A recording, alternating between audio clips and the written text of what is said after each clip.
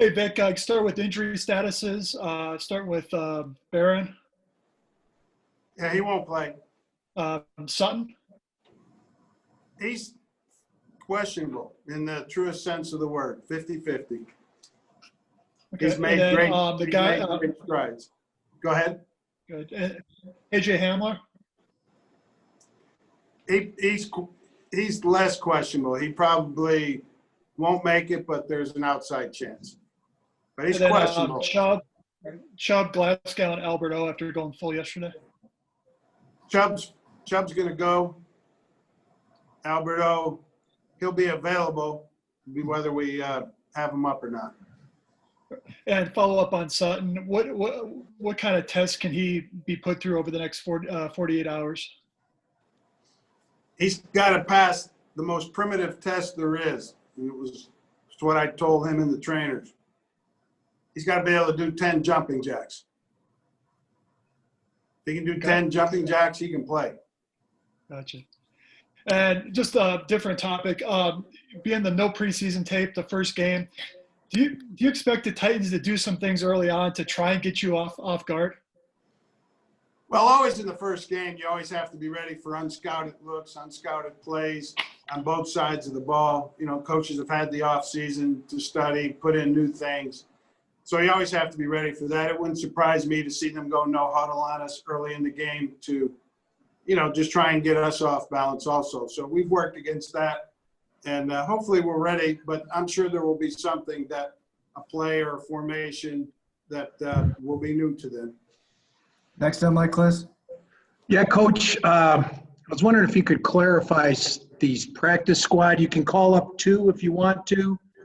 And there's something about an extra offensive lineman you can dress or something like that. And on top of all that, will Tuska be called up as the 4th outside linebacker? That's a lot of questions, Mike. I ain't that intelligent to remember them all. But, yes, the new rule is you can dress 48 provided you have 8 O-linemen. So if you only dress 7 O-linemen, you can only have 47. Yes, you can have a actual game day roster of 55 guys, which means if you bring up, for every practice squad guy you bring up to be 54 and 55, you'll have to deactivate another player. So, for instance, if we bring up a practice squad guy to make it 54, we're going to have to deactivate 6 guys. If we bring up a second one to become 55, we're going to have to deactivate 7 guys. And when the game's over, you know, Monday or Tuesday, we can put those practice squad guys back. They stay on practice squad, but they don't get exposed to waivers. Okay. Whereas in the past, if you brought a guy up from practice squad, he had to go on your 53.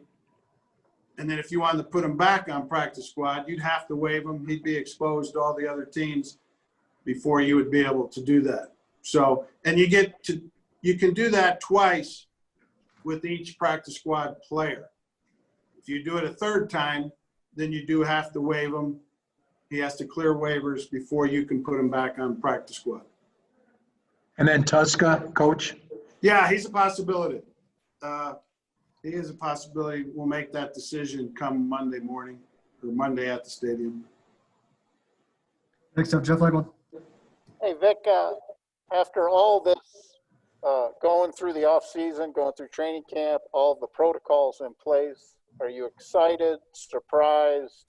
What is your emotional feeling that you now have a game 48 hours roughly? Excited for it. You're always excited for every game, every 16 of them. But this one may be a little bit more, but not much more than your normal opener. Obviously, with everything everybody's been through. I can't say I'm surprised because I came into it with, you know, no expectations, high or low.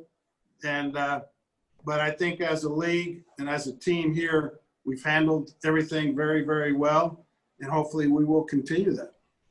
Next up, Eric DeLaw. Coach Bradley Chubb, just wondering where he is in regards to your expectations for him going into training camp and just kind of what you've seen from him from a work ethic standpoint to get back to a place where he can even contribute to some extent on Monday? Well, he's in a good spot, I think. He had a tremendous rehab from the day he started his rehab after his operation last year all the way up into training camp. And, our trainers remarked they haven't had many guys that attacked his rehab and handled it the way he did emotionally. And, yeah, when we came back and got in training camp, he hit a pothole or two, which is to be expected. But he's in a good spot now. I'm sure once he starts playing, he won't be as good as he will be in 2, 3, 4 weeks from now. I don't know when the exact time is you actually fully recover from those, and some of it's mentally too. So, but he's in a good spot, and I'm happy for him. Guys, time for a few more. Next one, Arnie. Yeah, Vic, your kicker gets a nice contract extension. I'm wondering if you could just talk a little bit about Brandon and his competitive nature. I think we saw a little bit last year when he wanted to go for that record, and you didn't want to risk that, and he threw his helmet down. But if you could just kind of speak to his competitiveness and the big contract extension. Well, he's deserving of it. He's one of the top kickers in the league. His percentages over the last few years, bear that out. I have a lot of confidence in him as a kicker, alluding to that last game last year when I sent him out for the 57-yarder there at the last game. I have confidence in him. I think he can make those kicks. He made the kick against the Chargers to win the game. Kickers are hard to come by, good kickers. All you have to do is look at 32 of them across the league, and they're hard to come by. And when you have a good one that you like and he's happy here, it makes sense to get a deal done.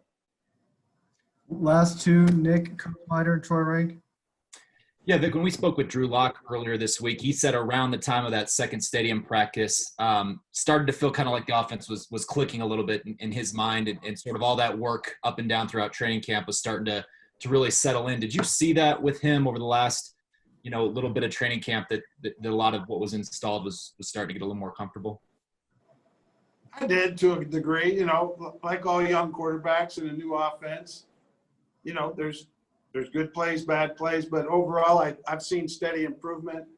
When you don't look at it play by play, but look at it, every couple days, every week. I do think there's been improvement. He's got his work cut out for him, as our entire offense does. Tennessee was the one team that slowed down the Baltimore train last year. Baltimore was just rolling through everybody with lots of points, lots of yards, and until they faced Tennessee in the playoff game. So, we have our hands full on offense for sure. And hopefully he'll play good. Sorry about that. Last one, Troy. Coach, how have you seen the fit with Alexander Johnson and Josie Jewell leading into this game? I mean, that's your position of expertise. Well, defense is, but that position maybe better than anyone. How do you see that fit, and how do you see it translating on Monday night with those two? That's a good fit. Those guys fit well together. They like each other. They complement each other. AJ will have be the main guy with the headset in his helmet, because he plays in more packages than Josie does. But Josie will be able to help the operation with all the online communication that we have to do.